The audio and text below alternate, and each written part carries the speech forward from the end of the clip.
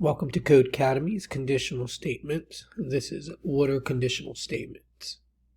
In life, we make decisions based on circumstances. Think of an everyday decision as mundane as falling asleep. If we're tired, we go to bed. Otherwise, we wake up and start our day.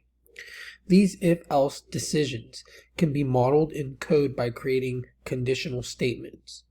A conditional statement checks a specific condition and performs a task based on the condition. In this lesson, we will explore how programs make decisions by evaluating conditions and introduce logic into our code. We'll be covering the following concepts: if, and else statements, comparison operators, logical operators, truthy versus falsy values, ternary operators, and switch statements. So if you're ready to learn these concepts, go to the next lesson.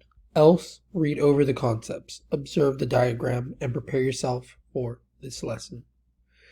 Instructions: check out the diagram to see how conditions allow us to create decision-making technology. If we zoom out, we have this: if sleepy, we sleep in. Else, start your day. So again, we're going to be learning how we can use conditional logic to do things conditionally. If something, if not, then another thing, or else.